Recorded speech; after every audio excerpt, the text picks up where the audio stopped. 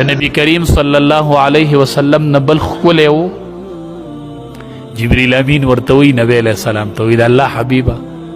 زه په دې ځمکه کې م وګرځېدم د ټولې ځمکې اطراف مې ولیدل په اسمانونو م وګرځېدلم آفاق مې م ولیدل ټول اطراف مې د ځمکې وکتل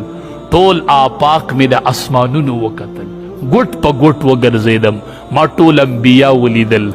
الله حبیبه ما یوسف علیه السلام ولیده ما ټول ولیدل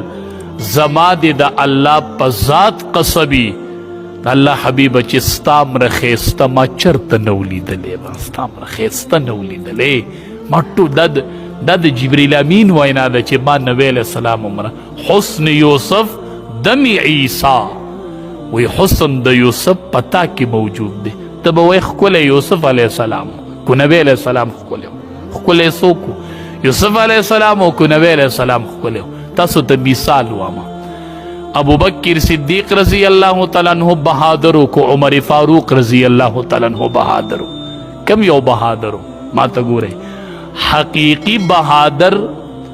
ابو بکر صدیق رضی الله تعالی عنہ خو مشهور په بہادرۍ کې عمر فاروق رضی الله تعالی عنہ نو حقیقی حسن د نبی علیہ السلام او مشهور په حسن کې یوسف علیہ السلام او حقیقی حسن د امام الانبیاء د امام الانبیاء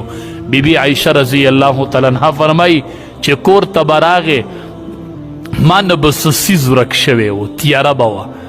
د امام الانبیاء چهره انور بدیسی رڼا کوله چې ما به ورک شوی سیز په کور کې وموندو چې د دواړو جهانو سردار به ما به ورک شوی سیز پیدا صحابهونه چې به ورک شو چې نبی علیہ السلام کم طرف ته تللی دی لاړ شو پسې نو صحابو به څنګه معلومو د نبی کریم صلی الله علیه وسلم د خولي نه به خوشبویي تلله صحابو به د هغې خوشبویۍ په ماڼ باندې نبی علیہ السلام معلومو دا بوی دې طرف ته تللی دی دا بوی دې طرف ته تللی او چې یوه میاش فاصله کې به دې دشمن و که نه لکه نبی علیہ السلام بدلته او دشمن به د یو کال په فاصله د یوې میاشتې په فاصله کې هلته به په دشمن باندې روب وغورځېد چې دې طرف ته امام الانبیا دی داسې رعب الله ورکړه یوې میاشتې فاصله کې به رعب روان رعب دشمن داسې الله یو رعب ورکړی او خبر یې نبی کریم صلی الله علیه وسلم دنګ و که چیت و نه دنګو او نه چیتو دنګ نو نبی علیہ السلام چیتم نو حدیث کې راځي خو عجیبه خبره دا وه چې دنګ نو او چې په لاره به روانو نو لوړ به ښکارېدو عجیبه خبره نه ده